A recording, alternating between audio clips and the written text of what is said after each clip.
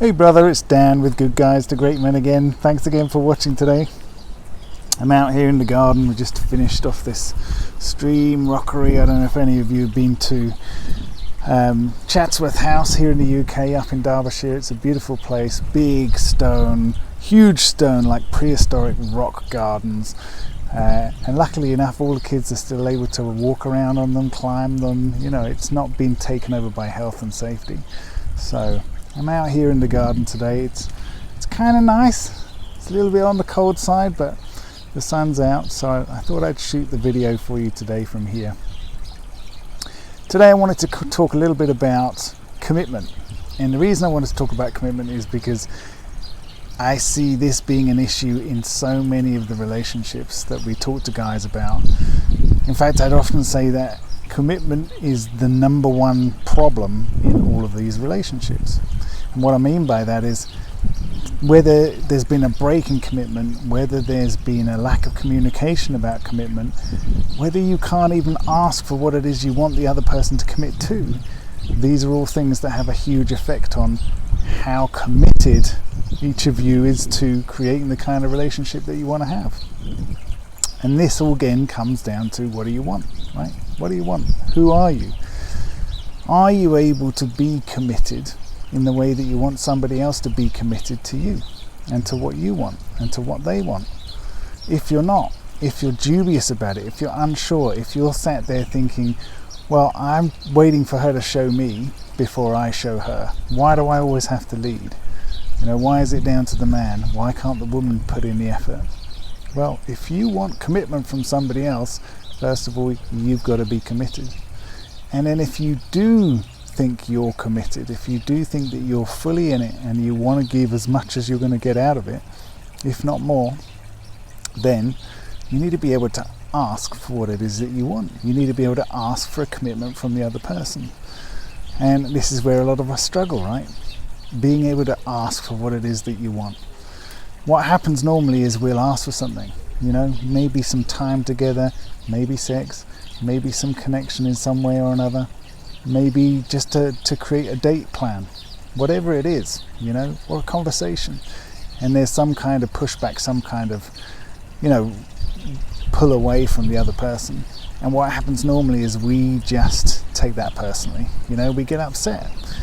The other person, for some reason or other, isn't able to meet that commitment that we're asking for, and so we immediately take that inability to meet the commitment and make it mean something, take it personally, and the other person is going into some kind of defense, in some kind of questioning, and rather than us stay with them in that, we go into taking it personally, we go into interpreting it to mean something about her, it means something about her willingness to be in this relationship, it means something about our future, it means something about what she thinks about me.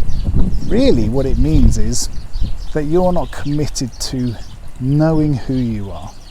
You're not committed to knowing the value that you have to offer. You're not committed to knowing what it is that you want to have in your future from your relationship. 100%, no matter what, you're not committed to it.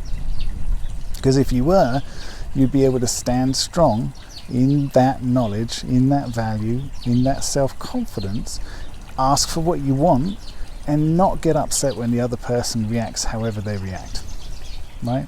If you're able to, and this is a really great trick.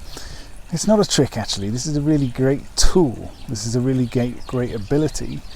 When you don't get upset, when you don't take things personally, when you've just asked, when you've just made a request to somebody to join you in a different level of relationship, committing to something more, something deeper, doing something that you might not have done before, or doing something that's different to where you are right now.